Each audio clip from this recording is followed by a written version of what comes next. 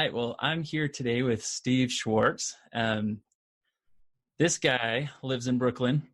He's got a really cool dog named Amiko. He says his dog's crazy, 1.5 years old, likes to backpack. He's done solo backpacking all over the world, went to Morocco, right, recently, and just became a dad, right? You have a baby, a month old. So if we hear some crying in the background, we know what that is. It isn't, someone kidnapped in a closet or, people getting ready for the Lsat that are crying back there. It's a little baby. And yes, he is an Lsat guru. So that's why I mentioned the Lsat there. And, as a bar prep company, it might feel a little odd that we're interviewing someone who's got an Lsat prep company, but people come to our channel from all different stages of the way, and we want to have some great stuff out there to help them. And so we thought to bring Steve on, and we're very grateful for him and his graciousness and spending some time with us and coming on our YouTube channel. And we're just excited to see what kind of sage advice that he has for us. So Steve, Lsat guru, dog lover, and new father, tell us about your journey with the Lsat. The plan was to take the Lsat, go to law school, and move on with my life. But I kind of got weirdly obsessed with the Lsat through my own preparation journey. I went to an Ivy League undergrad, and I thought I was going to go to a top 14 law school. And I got a really rude awakening when I took my first practice test and got a 152. And then that nightmare kept repeating as I kept scoring in the low 150s for months and months. And I couldn't crack this test. And it became this ego thing where I wanted to dominate it. I'd done well in other standardized tests. So I was like, well, why not the Lsat? Why can't I get this too? And over the course of what ended up being a very difficult year, I gradually raised my score up to a 175. And yeah, that is a huge jump. It was, and it took a long.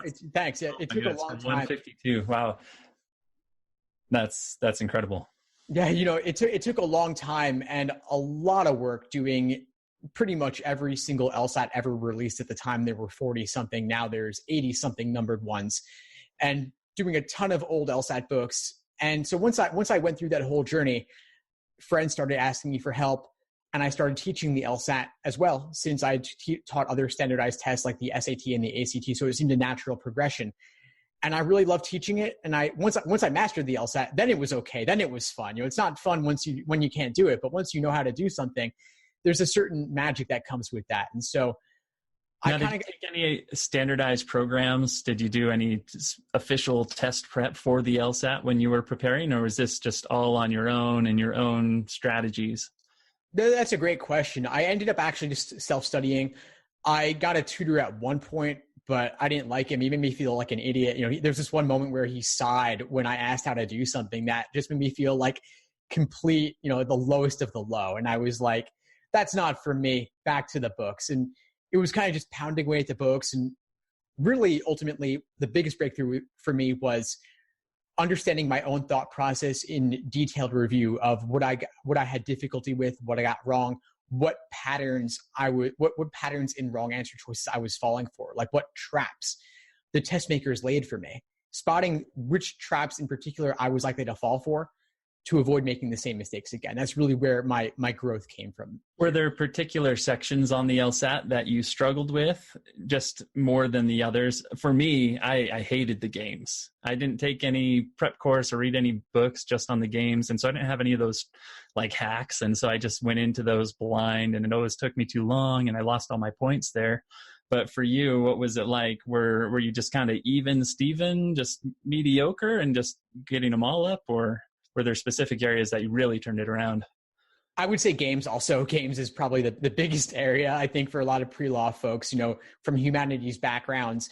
Anything that even smells the slightest bit mathematical, you want to stay away from that, right? So, and I didn't go to like any sort of nerd camp where you do those sorts of math puzzles for fun. So it didn't come naturally to me. And that was really a major focus of my studying. On the flip side, I've always been a bookworm. So the reading comprehension came more naturally, and logical reasoning was kind of in the middle.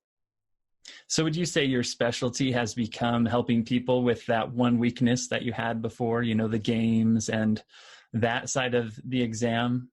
And I mean, obviously, I'm guessing you can give at least semi-decent advice about non-game stuff, but is that really where you're the expert, would you say, because you turned it around so dramatically? I think I can relate to students who have trouble with the games more than if they had trouble with the reading comp, but ultimately the LSAT, games is only one part of it. And I teach the whole thing. You can't only cover one area because each part has somewhat of an equal weight to it. A quarter is games, a quarter is reading comp, half is logical reasoning. So we've got to get people ready for the entire thing. And games, honestly, it may be the scariest part at first, but it actually is on average the easiest part to learn. Logical reasoning and reading comprehension have more ambiguities of language that makes them in a way a bit more complex, even if they might seem more familiar on the surface. We maybe got ahead of ourselves a little. There might be people that are watching this that just are unfamiliar with the LSAT, and we've kind of alluded to there being different sections, and you kind of rattled off a few sections and how much they're weighted. Do you want to just slow that down a little and tell us what is the LSAT? What are the pieces of it? What does it test? Yeah, totally. So the LSAT is the law school admission test, and pretty much every law school requires it. Some are taking the GRE now, but it's not really anything to think too much about. So the LSAT is pretty much the main game in town. And it's a hard grad level exam. I think it's actually the hardest graduate admissions exam in contrast to the GRE or the GMAT or the MCAT, because it tests something that pretty much nobody has prior exposure to. So the LSAT, it's not testing math. It's not testing vocabulary. It's testing a way of thinking. You can't cram for this. You can't memorize it. It's, in a way, testing your ability to think like a lawyer, which means thinking critically, thinking skeptically, being able to extract a general principle from an argument and then apply it to a somewhat comparable situation. And so for that reason, it is tough and scary at first. And you have to it's kind of like learning a foreign language is the way I think about it. Most people don't do well on it at first, on their first attempts. They have to learn the unique language and rhythm of the LSAT. And so there are three different types of sections you may see on the LSAT. There's logic games, which are the mathematical types of puzzles that we were alluding to earlier. They don't actually have any actual math on them, but they involve a sort of symbolic logic where you have these different variables that you have to manipulate in a variety of ways. Either you're putting them in order, or you're grouping them, or you're doing both of those things at the same time. So they can get pretty scary, especially for folks with humanities backgrounds, but they are learnable. Then there's logical reasoning, which there are two sections of out of the four, so it's half the exam. And these are short, bite-sized arguments that you may have to strengthen or weaken or identify the conclusion of them or the flaw inherent within them. And these are, I think, most similar to what people experience in law school, where they're kind of like a fact pattern. Then you have reading comprehension, which at first glance might seem pretty similar to SAT or ACT reading comprehension, but it's actually quite different in what they're testing, because they're testing your ability to spot the structure of the reading passage and the intent of the author, rather than any sort of substantive knowledge. All right. Yeah, that was really helpful. Thank you. And, obviously we have a variety of people that might stumble across this on YouTube, but it's good to cover those bases for them. What kind of mindset would you say a student needs to have to be successful on the LSAT? Well, I think it's a bit of what I was saying earlier about thinking like a lawyer, being critical and being skeptical. But to go into a bit more depth on that, I think that the mindset is, in a way, not seeing what you expect to see, but seeing what's actually there. So many times upon reviewing a problem with a student, we just have to simply go back to the actual text and say, well, what does the question actually say? And so to illustrate this with an example, one of my favorite LSAT questions involves a doctor who is a smoker and wants to ban smoking in public places.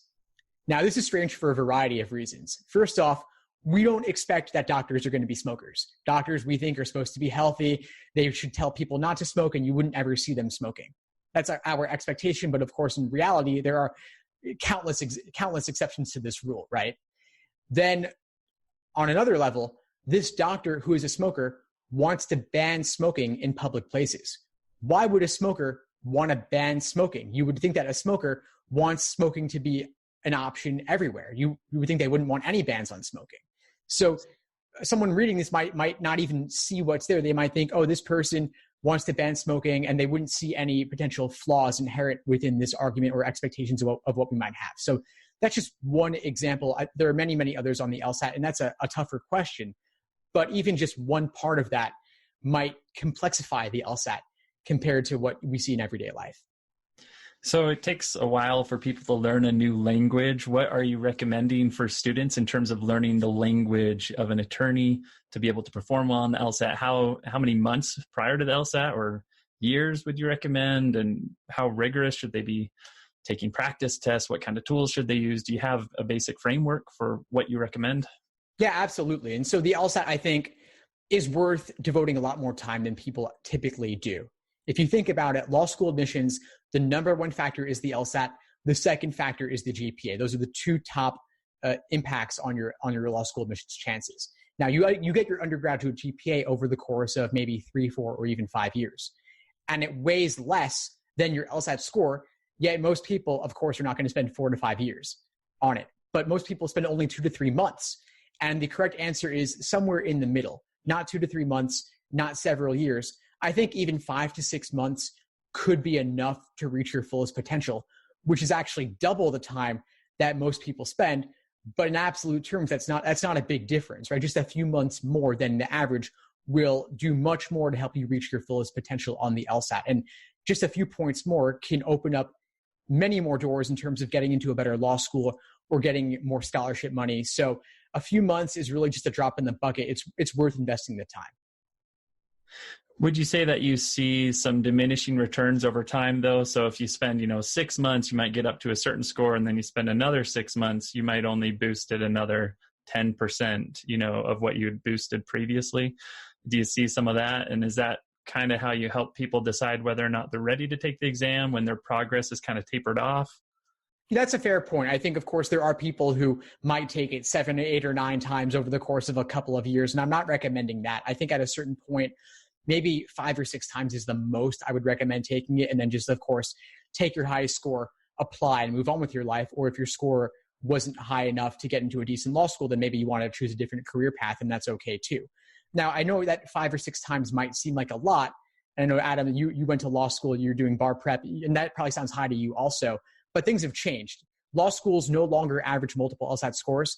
They only take the highest. And so there is more incentive for retaking than there used to be. Yeah. And in addition to that, the LSAT is also being offered a lot more frequently than it used to be. It used to only be 4 times a year. Now it's going to be 9 or 10 times a year. And so retaking is easier than ever before because there's always another test date just around the corner. And again, because more and more law schools are making it clear that they do not average the scores, they only take the highest, retaking is worthwhile. Now, 6 months is probably enough time. There are people who take a year to study, and that's okay. I find that actually the people who tend to get the top scores, like 170 plus, a lot of them are studying for 6 months to a year and really brutally dedicated to it like I was. And I'm not saying you have to do that, but depends on your goals. If you want a top 5 school or if you want a full ride, maybe the 170 plus is really important to you. On the other hand, there are some great law schools you can get into with a score in the 160s.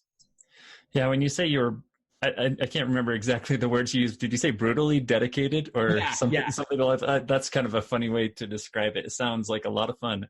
Yeah. When you say that, how many hours, are you putting in during that period of brutal dedication? Well, I see it all. And obviously over the course of 6 months to a year, you're not going to be able to put in 20 to 30 hours a week for that long a period of time. It will inevitably lead to burnout, and we certainly don't want that. So this could be studying part-time, 10, 15, maybe 20 hours a week on the side if someone's working or they're in school. And obviously not every week. There's the holidays, there's family issues, things come up, and that's okay. You could take a week or 2 off and come back to it later. And maybe you even take it once and then you're retaking. And so that 6 month timeline is really involving 2 LSAT sittings. And then there are people who study full-time. They have family or parents or folks supporting them, and that's a great position to be in. And in that case, I would caution them even more not to burn the candle at both ends doing 30 or 40 hours a week. It's just too much. Yeah, that's good. Sounds good. Got to keep life in balance. What are some of the most common LSAT prep mistakes that you've seen students make, and how do you correct those? Yeah, sure. So the biggest one I already talked about a bit before, which is only putting in 2 to 3 months. It's not enough time. The LSAT is more important than that, and it deserves more time. But the next biggest common mistake I see is students doing exam after exam after exam, measuring their results, being happy or sad about what the score they got, and then moving on to the next timed exam. And you do not want to do this, because the value in doing the exams is not simply to measure your results or measure your progress or lack thereof, depending on how it turned out. The real value is in seeing which problems you got wrong and which ones you had difficulty with, and looking for those traps of encouragement towards wrong answer choices and traps of discouragement away from the right answer choices. I talked earlier about spotting my own patterns in the mistakes I was making. And that was really where my gains ultimately came from. Can you give us an example of a type of mistake that would trip you up? One of those things that would encourage you to grab on to a horrible answer or discourage you from latching on to a good answer? Yeah, totally. It's a great question. And the LSAT makers are so devious about this. They just love to throw in the most complicated tricks they possibly can, but ones that they kind of lead people down a particular path so they confidently pick the wrong answer and walk away feeling good about it. So it's the worst experience to have that. And so I think one of the biggest ones I see is with logical reasoning, there are necessary assumption questions and sufficient assumption questions, and they require very different perspectives. Now, we often love picking answer choices that contain strong language. It feels good to pick a choice that says all people XYZ versus some people XYZ. But for a necessary assumption question, you want to gravitate towards more moderate language. It's more likely to have been required by the argument than a more extreme answer choice would be. But they'll often make answer choice A the sufficient assumption, which says all, when what you really want is the more moderate choice, which maybe is choice E, that says some. But people will circle A, move on, and never even get to the other answer choices where they might have seen, if they looked at E and thought about it from the right perspective, they would have chosen the correct answer. So are you saying, just generally speaking, that test takers should avoid absolutes? Are you saying there's turdy type questions, turton, it's like certain turd questions where they, you got to watch out for certain patterns within those questions to identify whether they are, what did you say, the necessary or the necessary and the sufficient? Yeah. So right. It's all about the proper perspective from which to view the question. So there are certain question types where you want more moderate language, like inference type questions, where the question is asking, what can you infer based on the information above? Now, what you can infer is limited to whatever was already covered in the stimulus or the argument above. And so in those types, you want the moderate language. But then for a strengthening question or a weakened question, they're saying in the question stem, which one of the following, if true? And so they're saying, doesn't matter how extreme the choice is, if it gets the job done. So in those cases, strong language would be okay. So it's all about just knowing which category the question falls into. Sure. Do you feel like there's certain parts of the LSAT that students really can't get better at, or can you improve any aspect of the LSAT with any type of student? You can improve any aspect of the LSAT, but to varying degrees. Like I said, games is the easiest to improve on, logical reasoning somewhere in the middle, and then reading comprehension is tougher. And I'll admit it's tougher to teach that one too, especially for non-native speakers. There's, a native speaker has their whole life of English fluency and previous reading experience to bring to LSAT test day. A non-native speaker has a much harder road to go down. Not saying that you can't do it, but it is tougher. And even for native speakers, if you're not a bookworm like I was, and you haven't been reading that much for fun in the past several years, especially if you've been out of school for a while, or the only reading you ever did was for school and nothing on the side, then you don't have all those years of experience to draw upon, and it will be a bit tougher. And you typically get a less bang for your buck in reading comp prep. So I'd encourage students who are having trouble in all areas, start with the games, then reasoning, then gain some familiarity with reading comprehension. But since it is only a quarter of the test and it is toughest to improve upon, the other sections are more worth your time. Have you identified, let me think about this. How do I want to ask this? Are there some quick tips that you have for test takers that you've seen pay really big dividends?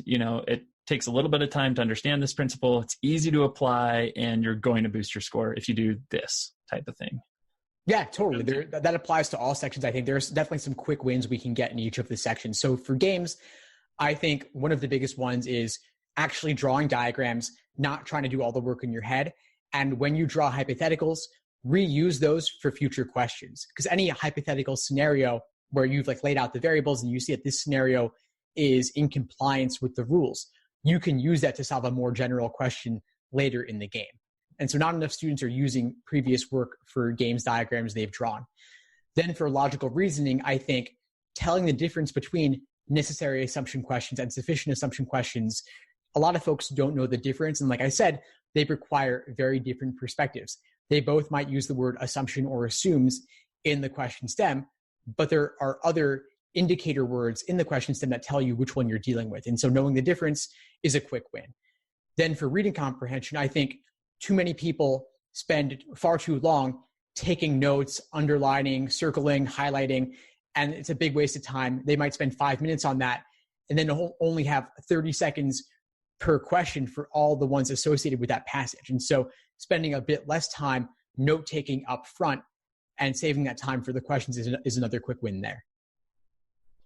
So what are the specific services or products that you offer to test takers, and what sets apart your offerings from other alternatives that are out there?